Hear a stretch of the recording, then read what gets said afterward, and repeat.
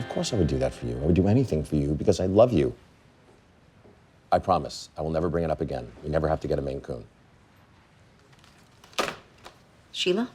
Yes. Anyway, I brought you in because I want... Katrina, what's on your mind? Nothing. It's just giving up cats. Louis, after all she put you through, are you sure? I am. And besides, she's still open to getting a short hair.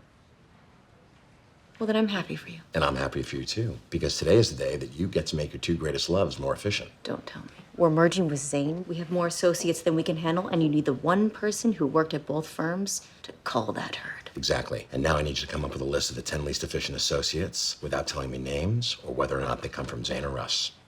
Got it. And Katrina, thanks for your concern about Sheila and me. Louis, you know I care for you deeply and in a completely asexual manner. And I, too, care for you deeply and see you neither as man nor woman. Thank you, Louis. Kinder words were never spoken. I'll have my list for you by the end of the day.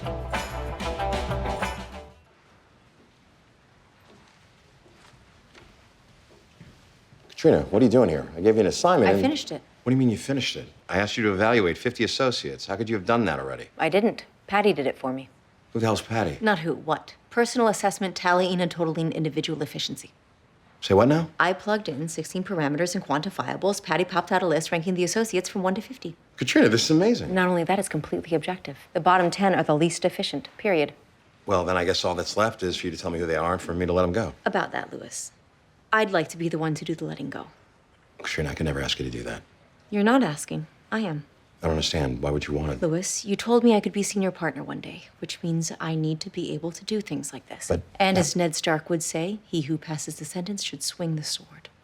You know I can never argue with Ned Stark. I do. Thank you.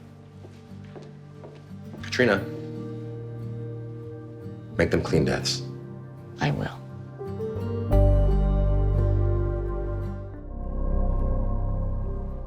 Donna, do you have a minute? Does this have to do with the associates we're letting go? It does. And since I understand you'll be doing exit interviews with them, I thought you should know who's going. It's funny. It's not what I thought you'd be asking. What do you mean?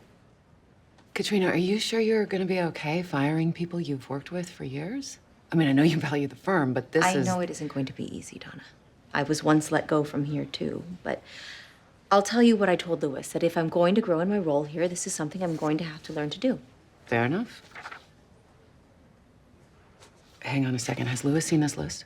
No? Why? There's a problem with the first name. He's not gonna like it. I know that. Then I suggest you let him know before you pull the trigger. I can't do that.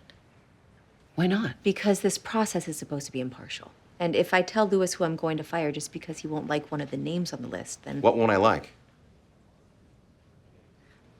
Louis, Katrina was just informing me that it's not a good idea for you to... What name?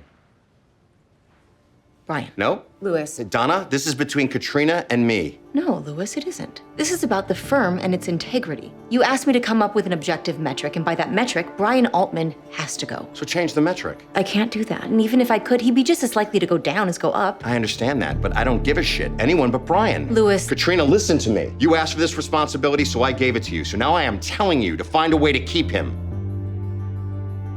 Okay, Louis. I'll see what I can do.